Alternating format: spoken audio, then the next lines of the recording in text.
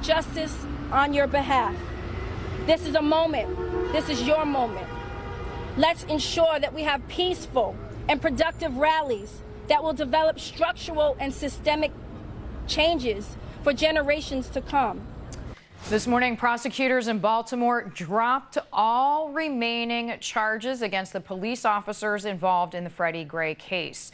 In one of the most high-profile criminal cases in Baltimore history, the chances of convicting any of the officers for criminal behavior were slim. As for Gray's mother, she says the police killed her son and lied about the investigation. The state's attorney, Marilyn Mosby, defended her decision to bring the charges against the officers. She says there is an inherent bias whenever police themselves. She says she's not anti-police, but anti-police brutality. Donald Trump has some choice words for her. I think she ought to prosecute herself.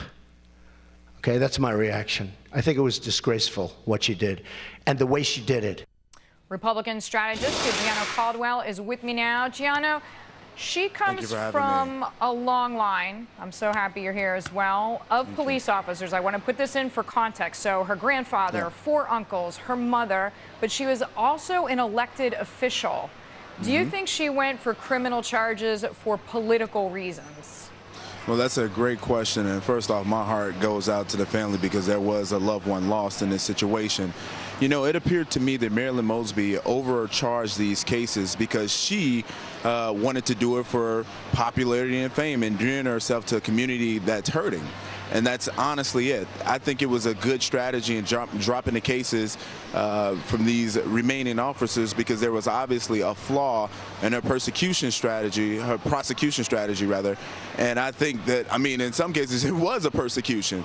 So I'm glad to see that these officers can now kind of go on with their lives because for some it's been a nightmare. Yeah, for this mother it's been a nightmare. They still may face disciplinary measures because it seems as if she truly believed in a kind of inherent bias, as she said, whenever police themselves. I mean, she could have gone for an obstruction of justice investigation. I mean, there were numerous other paths here, right? Yes, absolutely. There were a number of different paths that could have been taken. I think if she really wanted to be about justice for all, then she should have assigned somebody that was independent to her office, brought in someone outside counsel to take a look at this case and see what could be done there. And I don't think there was a proper investigation done, and that was something I think is sad on all accounts because, again, you got a whole community that's seeking some form of justice. You got a mother that's hurting in this situation, and at this particular point, because of her wanting to do it for fame, as I put it, because again, once this happened, she had a press conference and she sounded more like an activist than a prosecutor, and then you saw her in magazines on covers talking about her life. It really seemed like it was a point where she can get some form of fame or superstardom, and I think that was the motivation behind it. That's my belief, and it's very disappointing. Her husband is a city councilman. She was asked about that, and she said, well, he's a strong person. We each have our own career paths. Gianno, I want to talk to you for longer. We're on a tight schedule today. We look forward to seeing you when you're back in New York. Thank you for having me. Thank you so much. Gianno Caldwell with us there from Philadelphia. He is a strategist for the Republican Party. Facebook shares, we just want to alert you,